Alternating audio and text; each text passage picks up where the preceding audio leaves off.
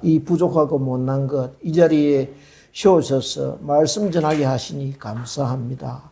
주님, 미련하고 둔하고 어리석은 거 아시지 않습니까?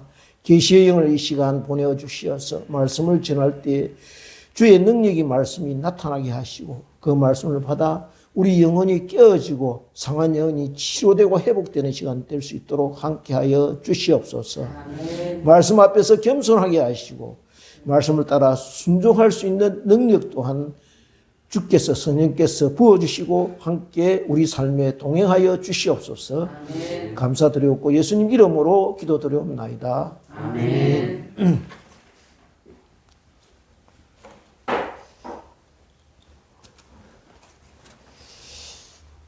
예, 사도행전 18장을 보면요, 바울 일행이 아덴을 거쳐서 이제 고린도에 들어가서 전도한 일정이 그렇게 기록되어 있는 것을 우리가 볼 수가 있습니다. 그는 1년 6개월 동안 고린도에 머물면서 교회를 개척하게 되는데요. 이 과정을 우리가 한번 자세히 살펴보면 다른 지역에서도 마찬가지였겠지만은 특히 이 지역에서 유대인들이 극심한 반대와 방해 공작에 부딪혀서 어려움을 겪게 되는 그런 과정을 볼 수가 있습니다. 그러나 한편 이런 어려움 속에서도 그 당시 로마 황제 글라우디오 황제가 칙령에 의해서 유대인들은 전부 다 로마에서 떠나라 이렇게 추방령을 내리게 되는데요. 그래서 그때 아굴라와 브리스길라라는 한 부부가 이 칙령에 따라서 쫓겨나서 고린도로 들어오게 됩니다. 그런데 이 부부가 이 부부를 하나님께서 바울에게 붙여주셔서 같이 천막 만드는, 그 당시 천막은 우리가 생각하는 그런 천막이 아닙니다. 시장에 가면 위에 듣게 하듯이 그런 천막, 클로시움 같은 데 이렇게 씌우는 그런 형태죠. 일종의 건축입니다. 그런 생업에 같이 종사하게 하셔서 같이 한편으로 이 생업에 종사하면서 복음에 헌신하는 그런 바울의 열정을 보게 됩니다. 그것에서 유대인들의 박해와 위험이 이렇게 상시하게 어떻게 진행되었는지 자세하게 나타나 있지는 않지만은, 얼마나 그 박해가 심했던지 주님이 환상 중에 바울에게 나타나서 말씀하시는 이런 장면이 나오는데요. 이렇게 되어 있습니다. 어떻게 되어 있느냐 하면은 주님이 이렇게 말씀하십니다. 바울아, 두려워하지 말며 침묵하지 말고 말하라. 내가 너와 함께 있으면 어떤 사람도 너를 대적하여 해롭게 할 자가 없을 것이니 이는 이 성중에 내 백성이 많음이라. 바울은 이 고린도 지역에 아무도 없을 것이라고, 하나님 믿는 사람이 없을 것이라고 생각하고 왔는데 하나님께서 뭐라고 말씀하시냐 하면 두려워하지 말고 담대히 전하라는 것입니다. 하나님이 세우신 백성들이 있다는 것이지요. 그러니 그만큼 한편으로 생각하면 이 말을 뒤집어 생각하면 어떻다는 것입니까? 바울이 유대인들의 핍박 때문에 겁을 먹고 두려워하며 떨고 있었다는 것입니다. 그러니 성령께서 보시고, 야, 이대로 바울 두면 안 되겠다, 큰일 나겠다, 가서 바울을 위로해 줘야 되겠다라고 하셔서 환상 중에 나타나신 것입니다. 그래서 보면요, 다른 지역에서와 같이 바울의 영적 능력이 나타나는 장면을 고린도에서는 별로 볼 수가 없습니다.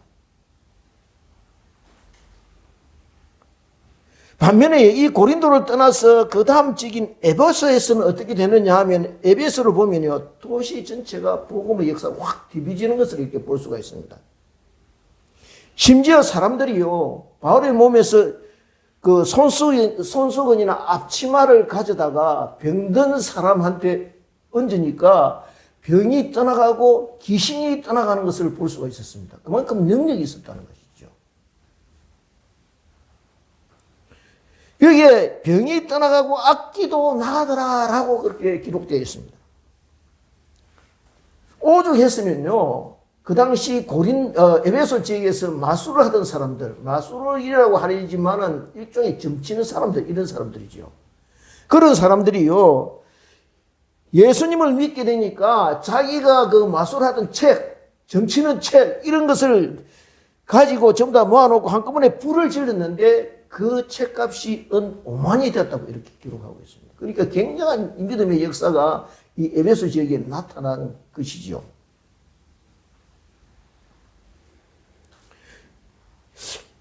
이렇게 에베소의 사역과 고린도의 사역을요, 이 비교해 보면은 고린도에 있던 시기의 바울의 사역이 잠시 침체기를 만났던 것을 우리가 볼 수가 있습니다. 그래서 그가 고린도를 떠나기 전에요, 사도행전 18장 18절에 보면 어떻게 되어 있느냐 하면은 갱그리아에서 서원이에서 머리를 깎았더라라고 되어 있는 것을 볼 수가 있습니다. 갱그리아는 그러니까 고린도 지역의 외항, 바깥쪽에 있는 항구 이름입니다.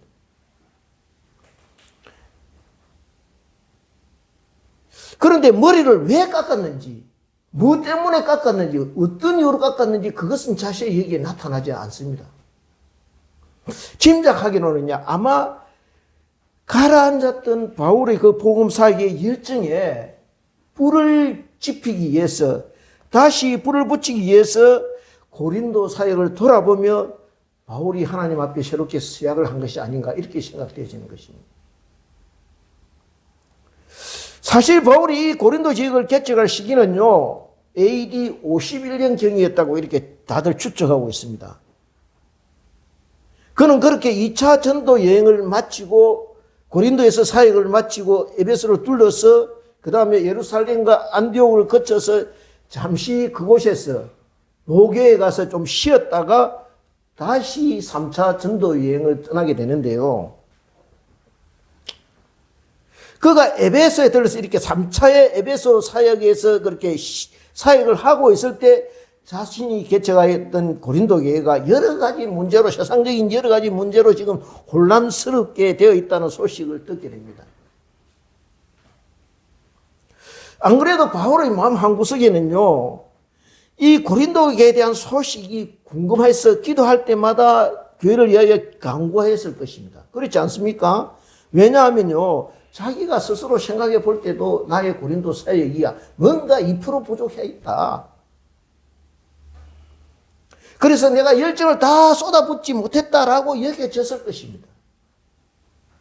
또 고린도를 떠나올 때도 바울이 어떻게 떠나오느냐 하면 그곳에 있는 유대인들이 갈리오 총독에게 고발을 해서 어쩔 수 없이 그곳을 그냥 등 떠밀리다시피 해서 떠나온 것이거든요. 그런데 바울은 그렇게 몸을 피했지만은 대신 바울 대신에 그곳에 있던 믿음의 형제들이 고발을 당해서 옥에 갇히거나 매를 맞는 등의 어떤 고난을 당하게 되었습니다.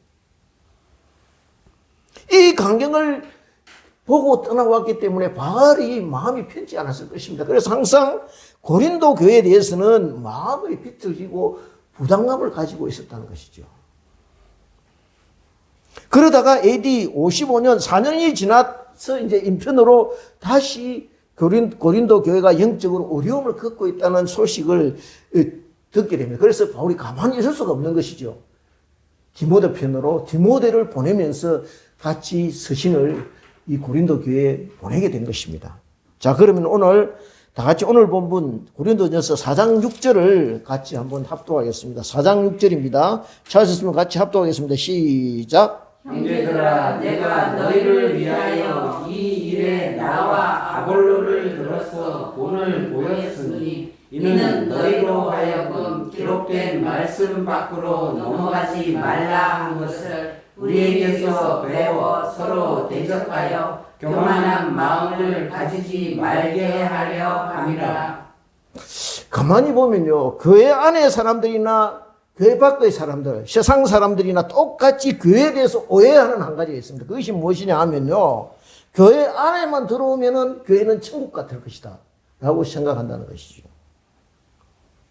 그래서 교회 안에는 미움, 다툼, 시기, 질투 그런 거는 찾아볼 수 없고, 아예 찾아볼 수 없고, 분쟁, 썩냉 같은 것은 발붙이지 못하고 오직 서로 사랑하고 섬기고 헌신하고 희생하고 주님 안에서 하나 될 것이라 이렇게 생각한다는 것입니다. 즉 교회가 천국은 안 되어도 적어도 천국의 아랫동네쯤은 될 것이다 라고 생각한다는 것이죠. 그런데요, 우리가 요한계시록 보지 않습니까? 요한계시록 보면요, 7개 보십시오. 5개가, 7개 중에 5개가 문제가 있었습니다. 그죠? 그 당시에 교회를 섬기던 교회 지도자들이 누굽니까? 예수님의 제자들입니다. 능력을 받아 병을 고치고, 이거요, 아까 말씀드린 것처럼 악기를 쫓아내고 하던 능력이 펄펄 뛰던 그런 사람들이었습니다. 그런데 7개 중에 5개가 전부 다 문제가 있었습니다. 그죠? 그렇다면 서머나 교회, 문제없는 서머나 교회나 필라델피아 같은 교회에 문제가 없었겠습니까? 눈에 보이지 않았지만은 이런저런 문제가, 사소한 문제들이 있었을 것입니다. 그런데 그 문제가 그렇게 심각하지 않았다는 거예요. 그런데 오늘 보니 고린도 교회 내에 이런저런 분쟁이 있다는 것입니다. 교회가 분쟁이 있다는 것입니다. 그래서 어떻게 이 세상 사람들이 볼 때는 이것이 나타나느냐 하면, 나는 개파파다, 나는 바울파다, 나는 아볼로파다, 나는 그리스도파다, 이렇게 서로 분파되어서 서로 다투고 있다는 것이죠. 교회 내에서. 교회의 머리가 누구십니까? 예수님 아닙니까? 그죠? 예수님이십니다. 주님이 피로 사신 교회입니다. 그죠? 그런데 지금 누가 교회의 주인이 되어 있다는 것입니까? 주님이 아니라 사람이 교회의 주인이 되어 있다는 것입니다. 그죠? 주님께서 십자가에 보혈의 피를 흘려서 화목제물 대심으로 이 죄 때문에 도저히 하나님과 하나 될 수 없는 저와 여러분을 하나 되게 하셨는데, 우리를 위하여 흘리신 그 보배로운 피가 하나도 소용없게 되도록 만들어버렸다는 것입니다. 하나님은요, 그렇게 자기 아들을 죽여서라도 예수 안에서 하나 되게 하셨다는데, 인간들이 지금 어떻게 하고 있다는 것입니까? 서로 못 잡아먹어서 맹수처럼 지금 으르렁거린다는 것입니다. 그런데 이렇게 된 원인이 어디에 있습니까? 다른 것도 아닙니다. 신앙 문제입니다. 믿음에 관한 문제입니다. 무엇입니까? 서로 내 믿음이 좋다. 내가 바로 믿는 것이고 네가 믿는 믿음은 엉터리다. 그렇게 주장하다 보니 사이가 멀어지게 되고 미워하게 되고 점점 더 적군처럼 싸우게 되었다는 것입니다. 교회와 A처럼 하나 되지 못하고 분열하고 나눠집니까? 다른 원인이 아닙니다. 은혜를 잊어버리게 돼요. 은혜를 잊어버리면 어떻게 됩니까? 메마르고 건조해집니다. 그때부터요, 자기 강화가 진행되게 되는 것입니다. 어떻게 해요? 그래서 하나님의 수고와 하나님의 은혜와 내 수고는 항상 반비례한다는 것이죠. 하나님의 은혜가 사라지면요, 내 수고가 드러나기를 바란다는 거예요. 그래서 누가 알아주지 않으면 섭섭하고 기분 나빠지고, 누가 칭찬해주면 어떻게 어색해지고, 사람들이요, 역시 당신밖에 없습니다. 당신이 최고입니다. 당신 없으면 큰일 날 뻔했습니다. 라는 말에 은근히 기분 좋아지게 된다는 거예요. 그런데 얘기해 보십시오. 바울이 뭐라고 말합니까? 나와 아볼로를 들어서 본을 보였으니 라고 말하고 있습니다. 무슨 말입니까? 나와 아볼로는 그렇지 않았다는 것입니다. 서로를 인정해주고 존중해주고 칭찬해 주었다는 것입니다. 서로를 시기하거나 깎아내리거나 어떻게 해요? 그렇게 하지 않았다는 것입니다. 그렇습니다. 바울의 뒤를 이어 아볼로가 고린도 교회를 담임하게 되었습니다. 교회를 개척한 전임자로요, 바울이 영향력을 행사하거나 이러쿵저러쿵 간섭하거나 비판할 수 있고 조언한다고 나설 수 있었습니다. 그런데 바울은 그러지 않았다는 것이죠. 오히려 하나님께서 그에게 주신 은사대로 교회를 위하여 헌신하며 충성 봉사하도록 할 수 있도록 뒤에서 묵묵히 기도하며 도와줬다는 것입니다. 게다가 바울과 아볼로는요, 서로 목회 스타일이 판이하게 달랐습니다. 바울은 우리가 알다시피요, 정통 율법주의자하고 그렇게 율법주의자로 있다가 개종한 사람입니다. 그런데 아볼로는요, 원래 이집트의 알렉산드리아 출신입니다. 학문의 도시입니다. 그죠? 교육의 도시입니다. 그래서 그 출신답게 철학적인 수사와 말에 능했습니다. 바울은 어땠습니까? 사람들이 인정했듯이 글에는 능하나 말에는 둔했다고 되어 있습니다. 그죠? 말을 이렇게 그냥 화려하게 하술이 그렇게 좋은 사람이 아니었다는 것이죠. 그러니 때로는 교인들이요, 바울에게서 답답함을 느꼈을 것입니다. 그런데 아볼로의 논리 정연한 설교를 들으면서 평소 궁금하게 여기던 이런 문제들에 대해서 시원함을 느끼게 되었을 것입니다. 그러다 보니요, 교인들 중에 자기 신앙 색깔에 따라 나는 바울 성생과 맞는 것 같다, 아니다, 나는 아볼로 성생이 더 좋다, 이렇게 나누어지게 되었을 것입니다. 그런데 이 소문을 듣고 바울이 어떻게 했다는 것입니까? 전파되는 것은 그리스도니 나는 이래도 좋고 저래도 좋다. 자기가 없는 것입니다. 자기가. 예수님만 드러나면 된다는 것이죠. 아멘. 그런데 가슴 아픈 것은요, 교회가 하나 되지 못하고 일로 분열되고 나누어지게 되는 것은 주님이 바라시는 일이 아니라는 것입니다. 사실 여기 보십시오. 바울이나 아볼로는 지금 아무 문제가 없는데 어째서 너희들은 하나 되지 못하고 서로 대적하고 분열하고 있느냐라고 나무라고 있는 것입니다. 왜 그렇습니까? 말씀이요, 너무 논리 정연해져서 물 흐르듯 이렇게 매끄럽게 수사지게 되면요, 거기에 은혜가 깃들이지 못할 수도 있다는 것입니다. 그래서 하나님 나라는 뭐라고요? 말에 있지 않고 능력에 있다고 말씀하고 계시는 것입니다. 여기에 능력이라고 되어 있는데 무슨 능력입니까? 병 고치는 능력입니까? 이적을 행하는 능력입니까? 미래를 알아맞히는 예언 같은 그런 것을 말합니까? 물론 그것도 포함될 수 있습니다. 그런데 여기서 말하는 능력은요, 그런 능력을 말하는 것이 아닙니다. 말씀 그대로 실천하는 능력을 말하는 것입니다. 아멘. 말씀대로 살기가 만만치 않습니다. 제가 직장 생활을요, 40년 가까이 해보니까 직장 생활하면서 예수님 잘 믿기가 그렇게 쉽지 않더라고요. 아멘. 상황과 여건이 말씀대로 살도록 놔두지 않더라는 거예요. 그럼에도 불구하고 오직 말씀에 따라 살기 위하여 기도하며 말씀 붙잡으며 다른 것을 놓아버렸더니 하나님께서요, 들은 말씀을 지키도록 능력을 부어주셨다는 것입니다. 아멘. 내가 절제하고 내가 경건하게 애쓰고 수고했더니 그런 능력이 생긴 것입니까? 아닙니다. 하나님께서 그런 능력을 부어주신 것입니다. 아멘. 왜요? 그가 그렇게 말씀에 붙들려지기를 간절히 원하고 있음을 하나님께서 아시고 그 능력을 부어주셨다는 것입니다. 아멘. 하나님께서 그 순수한 마음을 보시고 능력을 부어주신 것입니다. 그럴 때 어떻게 되는 것입니까? 내가 약하여 질 때, 약하여 질 때, 나는 할 수 없습니다, 나는 안 됩니다, 주님 도와주세요 부르짖을 때 하나님이 그렇게 하신다는 거예요. 아멘. 내가 아니고 주님이 내 안에 들어오셔서 나를 주장하시고 다스리시고 지배하시고 통치하시고 그렇게 주님의 손에 붙잡혀질 때 저와 여러분이 죄를 이기고 세상을 이길 수가 있다는 것이죠. 아멘. 그런데 여기에 고린도 교회 교인들은 어떻게 했다는 것입니까? 그냥 말씀을 머리로 이해하고 자기 생각으로 내가 이것 좀 할 수 있어, 지킬 수 있어, 이 정도 아무것도 아니야, 그렇게 자기 영적인 실력을 가대평가했다는 것입니다. 그것을 바울 사도는 여기에 기록된 말씀 밖으로 넘어갔다고 말하고 있는 것입니다. 즉 말씀 앞에 겸손하라는 것입니다. 말씀을 자기 자신에 대해 적용하지 않고 말씀을 상대방에게 적용하고 판단하고 심판하고 정지하고 있다는 것입니다. 거꾸로 있다는 것이죠.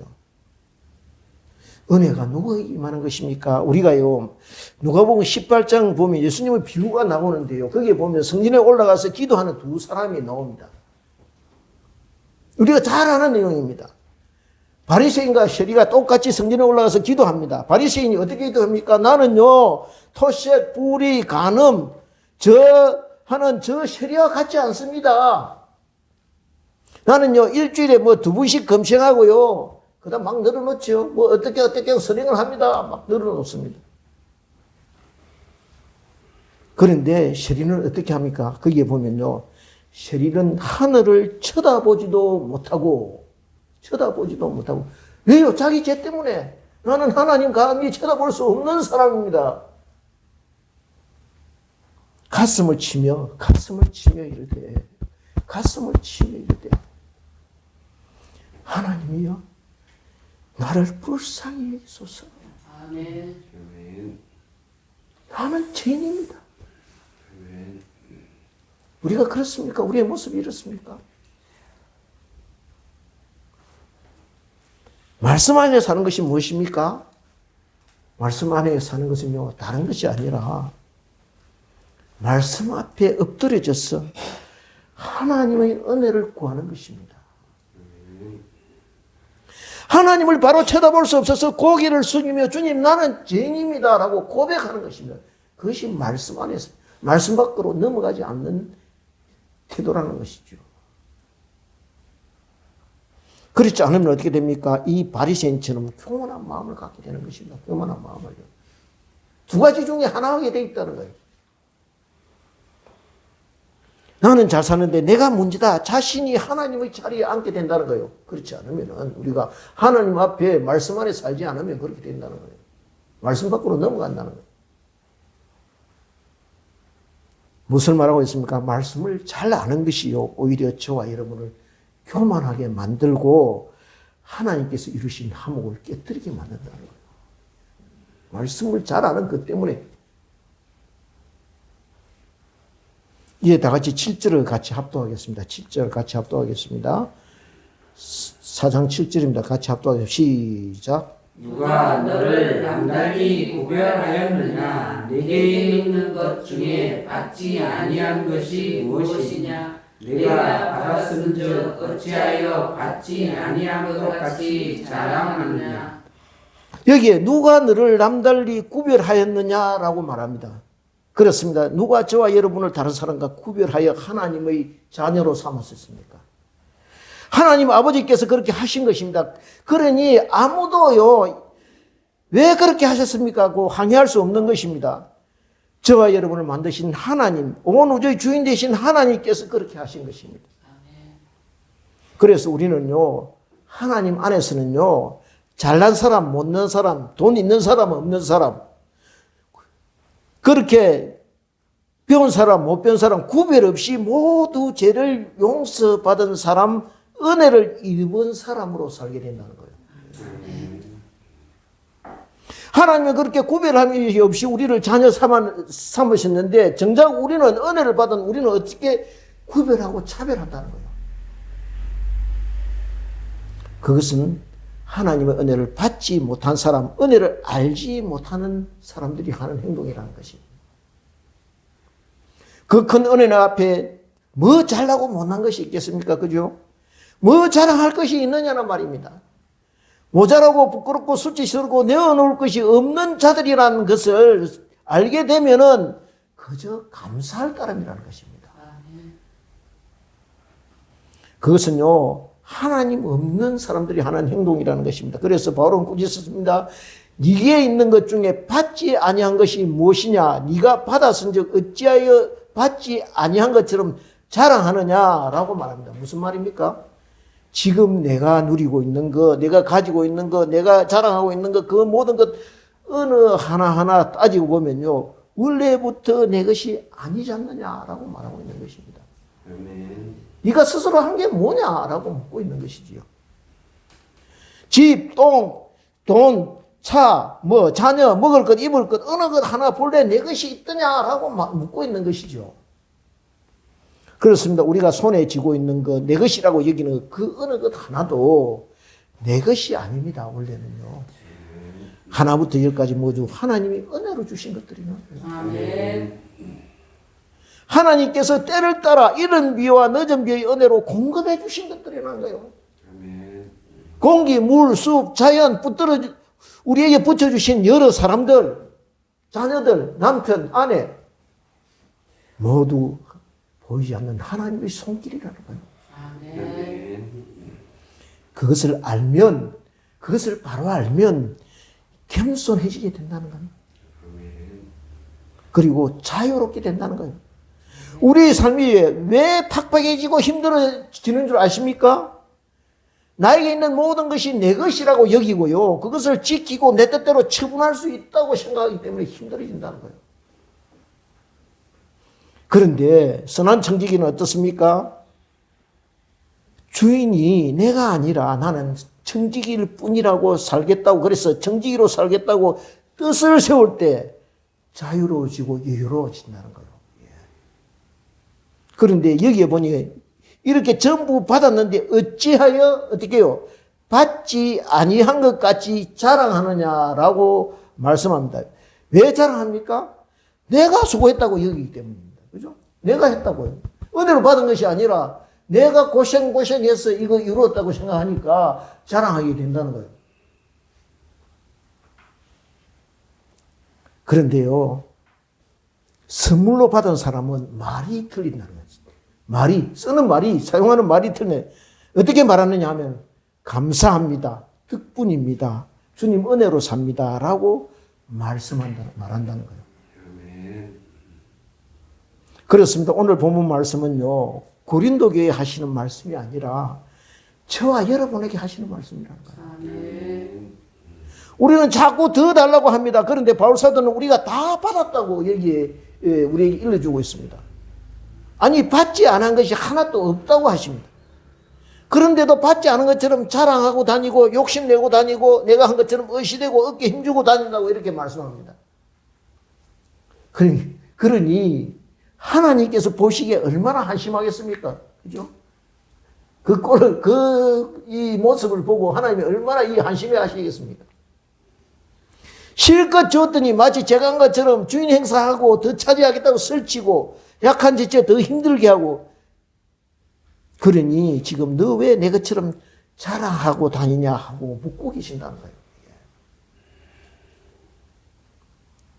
그래서 지금 바울 사도는요, 고린도 교회 성도들의 이런 모습을 보고 경고하고 있는 것입니다. 다 같이 8절 말씀을 같이 합독하겠습니다. 8절입니다. 8절 읽겠습니다. 시작. 너희가 이미 배부르며 이미 풍성하며 우리 없이도 왕이 되었도다. 우리가 너희와 함께 왕으로 타기 위하여 참으로 너희가 왕이 되기를 원하노라. 우리 없어도 왕이 되었도다. 무슨 말입니까? 아쉬울 것이 없는 사람같이 행동한다는 것입니다. 마치 하나님 없어도 되는 사람처럼 살고 있다는 것입니다.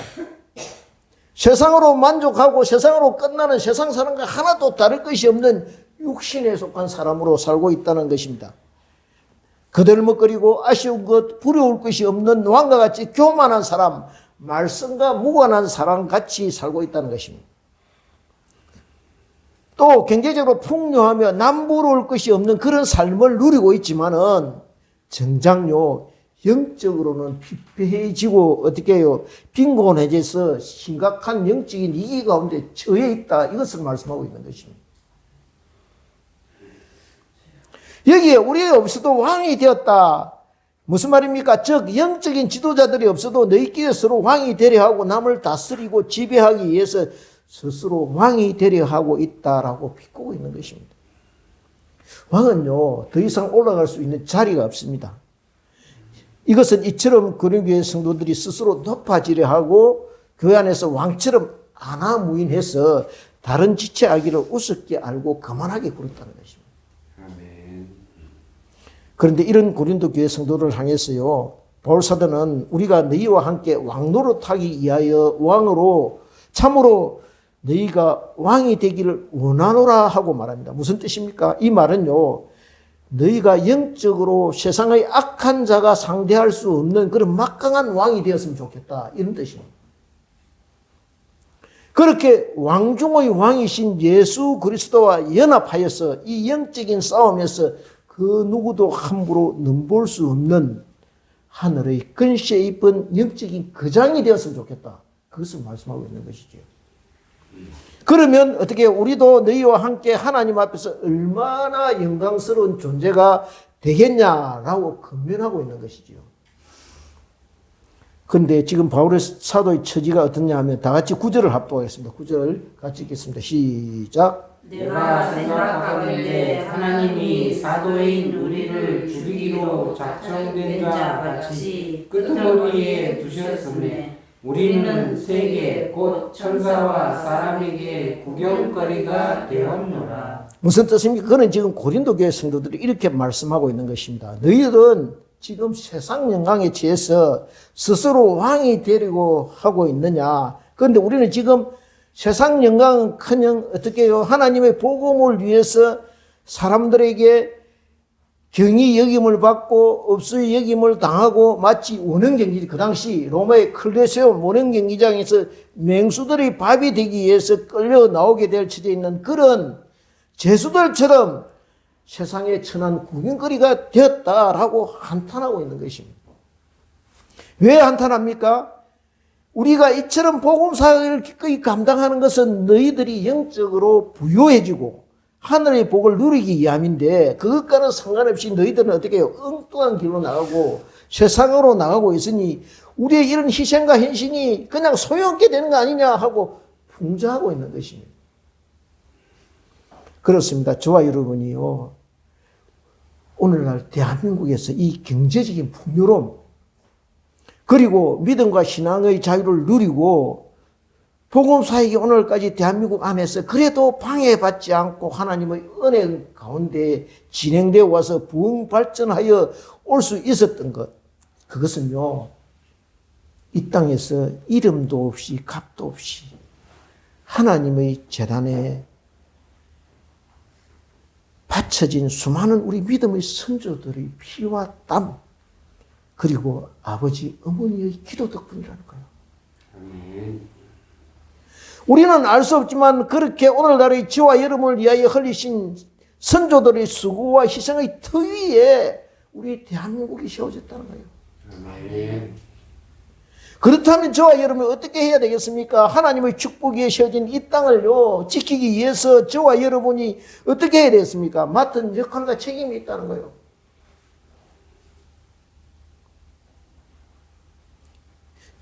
저와 여러분 각자가 감당해야 할 기도의 분량과 감당해야 할 역할이 주어져 있다는 거예요. 그런데요, 언제부턴가 저와 여러분이요, 이 고린도 교회 성도들처럼 어떻게 해요?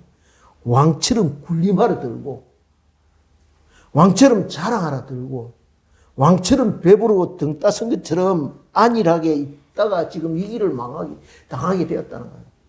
아멘. 그러면 어떻게 해야 되겠습니까? 왕의 자리에서 내려와서요, 주님께 긍휼을 구해야 된다는 거예요. 아멘. 주님 우리를 용서해 주옵소서. 우리의 죄가 크오니 주님 우리를 다시 살려 주옵소서라고 부르짖고 구해야 할 줄 압니다. 아멘. 사람들이요 그렇습니다. 사람들이 경제적으로요 부유해지고 풍요로워지면요 착각 속에 빠지게 되는 겁니다. 그래서 자기의 진짜적인 모습을 바로 보지 못하고 우쭐해지고 다 된 것처럼 착시행사에 빠지게 된다는 거예요. 말씀이 귀에 잘 들어오지 않는다는 것입니다. 이것은요 세계 역사가 공통적으로 증명하고 있는 사실입니다. 그래서요 위험 신호가 와도 무시하고 지금처럼 이때까지 순조로웠던 것처럼 모든 상황이 그렇게 진행되어 갈 것이라는 환상 속에 처하게 된다는 거예요.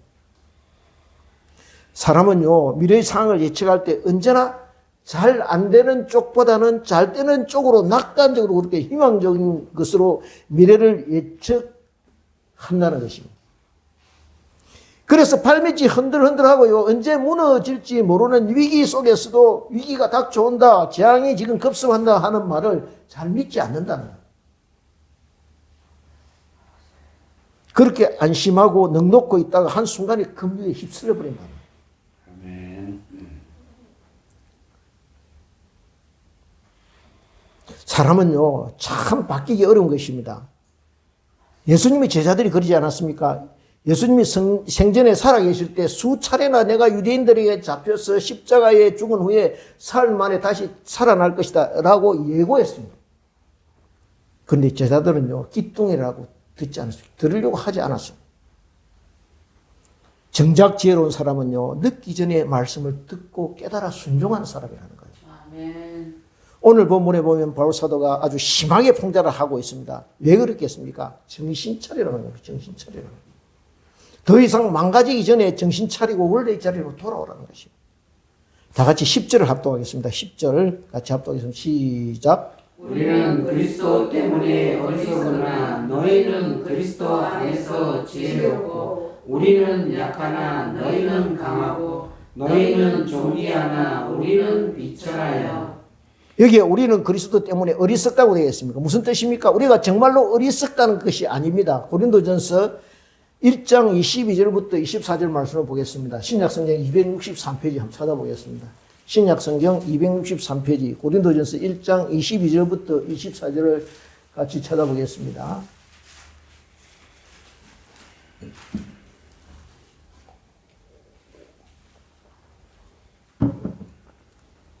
22절 찾으셨습니까?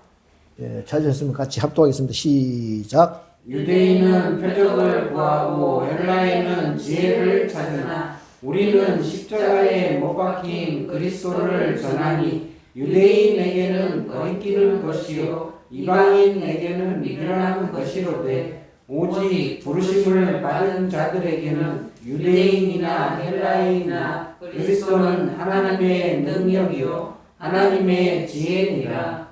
즉 이처럼 헬라인 그러니까 세상 지혜 있는 사람들이 볼 때는요, 어리석은 자들처럼 우리가 보이겠지만은 실상 우리가 전하는 복음으로 말미암아 너희가 가장 지혜로운 자가 되었다. 그것을 말씀하고 있는 것이죠. 아멘. 11절 같이 읽겠습니다. 11절 시작. 바로 이 시각까지 우리가 줄이고 목마르며 헐벗고 매맞으며 정처가 없고. 무슨 뜻입니까? 복음을 전하는 바울이 복음을 위해서 핍박받고 박해받고 매맞는 것을 말씀하고 있습니다. 왜요? 바울 사도가 말하듯이 예수 그리스도를 아는 것이 가장 고상한 지식이기 때문에, 예수님 아는 것이 세상 지혜와 감히 비교할 수 없는 하늘의 기쁨과 만족을 가져다 주었기 때문입니다. 바울이요, 한 보면요, 그 당시 최고 학부를 나온 사람입니다. 그죠? 가말리엘 문화, 그 당시 우리나라에 치면 이제 서울대학 같은 그런 것이거든요. 그런데 출세가 이렇게 보장되어 있는데 왜 남부럽게 살 수 있는 그런 길을 마다하고 험난한 길, 위험을 감수하면서 당대 이렇게 최고 학부를 놓은 바울이 이 길을 가게 되었겠습니까? 그가 바보라서 그렇습니까? 미련해서 그렇습니까? 아닙니다. 그가요, 확실히 뚜렷이 그 길 끝에 있는 영광의 주님을 만났기 때문입니다.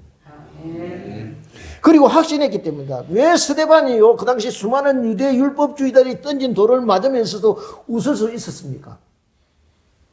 하늘 보좌에서 일어서면요, 자신을 한영하는 주님의 얼굴을 배울 수 있었기 때문입니다. 아멘. 죽음 너머에 있는 천국의 영광을 바라보았기 때문입니다. 그래서 그는 인내할 수 있었고, 그래서 그는 감히 고린도 교회 성도들에게 이렇게 나를 본받아라 라고 큰 소리 칠 수 있었던 것이죠. 그는 지금 이렇게 하면 너희들 나 좀 봐라. 내가 왜 이렇게 얼토당토하는 사역에 뛰어들었는지 알지 않느냐. 그는 로마서 8장 18절에 이렇게 말씀하고 있습니다. 다 같이 249페이지입니다. 신약성경 249페이지 같이 읽겠습니다. 249페이지 8장 18절입니다. 8장 18절을 찾으셨으면 같이 읽겠습니다. 시작. 생각하건대 현재의 고난은 장차 우리에게 나타날 영광과 비교할 수 없도다. 지금 고난받고 지금 굶주리고 지금 매맞으면 그것은 장차 내가 받을 영광과 좋기 그거는 비교가 안 된다. 그것을 말씀하고 있죠. 그가 무슨 말이십니까? 그가 한 번도 의심하지 않고 이 길을 향해 그대로 달려갔음을 우리에게 보여주고 있는 장면입니다. 이제 12절을 보겠습니다. 본문 고린도전서 4장 12절 본문으로 돌아와서 4장 12절을 같이 보겠습니다. 시작. 또 수고하여 친히 손으로 일을 하며 모욕을 당한 적 축복하고 박해를 받은 적 참고. 무엇 때문에 그렇게 했겠습니까? 그가 상주심을 바라보고 폿대를 향하여 그렇게 달려갔다는 것이죠. 아멘. 앞에서 말씀대로 그는 사역에 대한 보수 없이, 그러니까 사례금 없이 천막 짓는 자로 생업에 종사하면서 복음 사역을 온전히 감당했습니다. 왜 그렇게 했습니까? 이 복음 전하는 일을 빌미로 해서 일 없이 그냥 일하지 않고 남의 것을 착취한다라는 빌미를 제공하지 않으려 한 것이에요. 그렇죠? 나도 똑같이 늘 수고한다. 내 먹고 살기 위해서 나도 일한다 하는 것을 직접 몸소 보여준 것입니다. 그러면서 그는 온전히 복음의 재단에 제물되어 바쳐지기를 원한 것입니다. 오늘 본문을 묵상하면서 가만히 자신을 살펴보았습니다. 그렇다면 나는 어떤가? 저 자신은 어떤가? 내가 예수님 전하는 것 때문에 손해본 적이 있는가? 옥에 갇히거나 심한 모욕적 은사를 견뎌내야 하는 그런 상황이 있었는가? 매를 맞아 본 적이 있는가? 없는 것 같았습니다.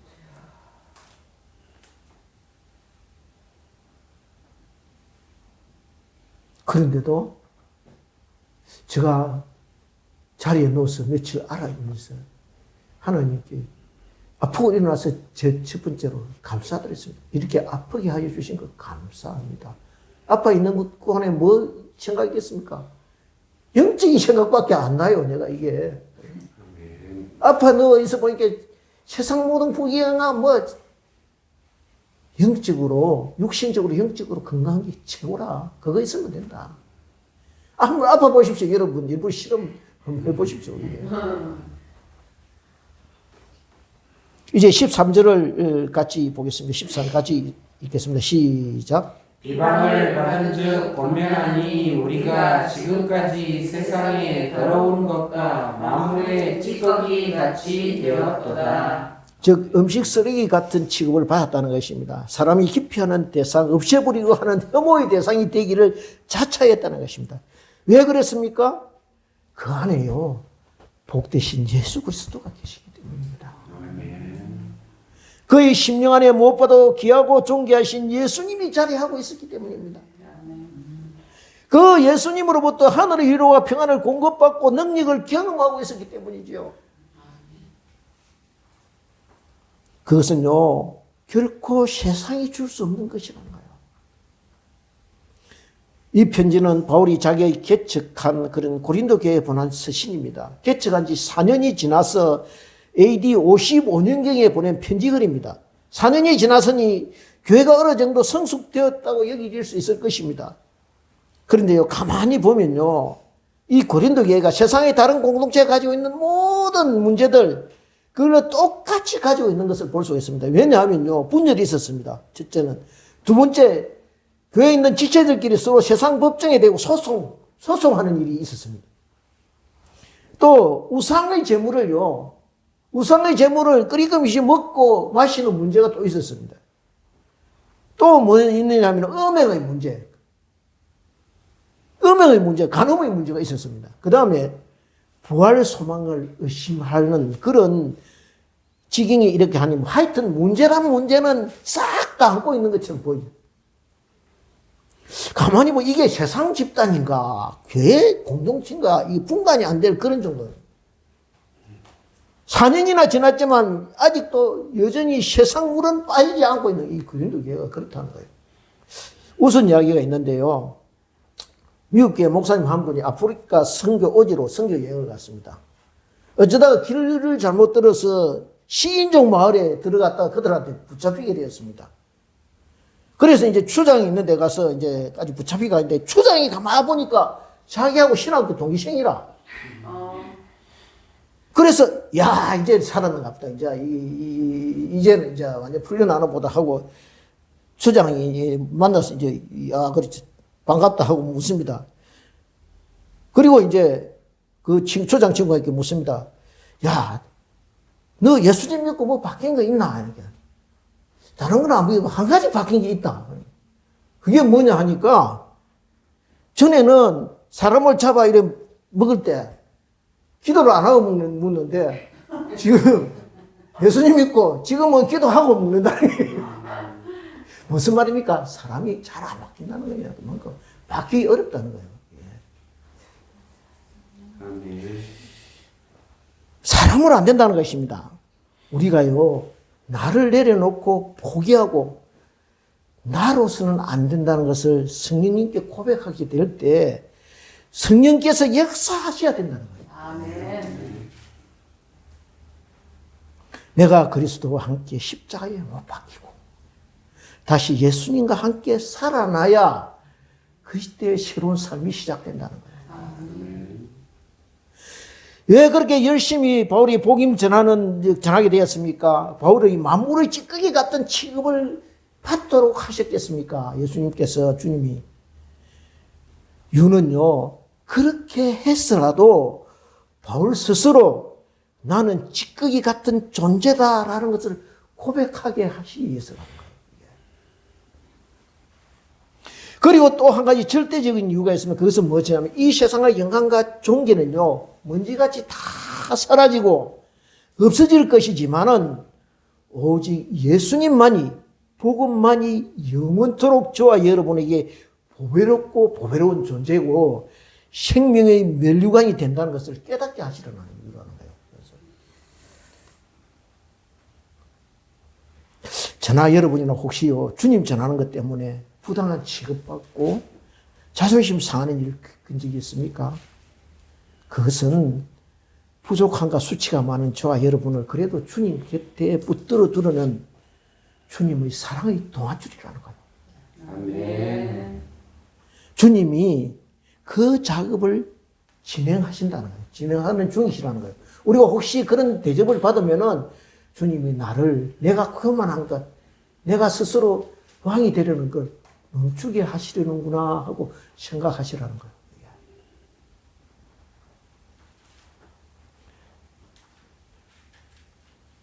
주님이 어떻게 하십니까? 이렇게 말씀을, 너는 원래 찌꺼기 같은 존재였다. 그러니 이제부터 너를 하늘나라의 영광스러운 별과 같이 만들어내고 작업하는 중이야 라고 말씀하신다는 거예요. 아멘. 그럴 때 비록 세상에서는 찌꺼기 같은 취급을 받을지 모르지만은 장차 하나님께서 우리를요, 하늘나라에 귀하고 소중한 하나님의 자녀로 인정받고 한영받게 해 주실 것입니다. 우리 모두 이런 소망을 꿈꾸며 흔들리지 말고 깨어있는 충성된 믿음의 일꾼들 다 되시기를 주님의 이름으로 축원드립니다. 아멘. 기도드리겠습니다. 아버지, 말씀 주셨습니다. 이 말씀 듣고 우리가 하늘 소망을 가슴 깊이 간직하고 흔들리지 않고 주님과 동행하며 말씀 순종하는 능력 가진 자로 살게 하여 주옵소서. 예수님 이름으로 기도드리옵나이다. 아멘.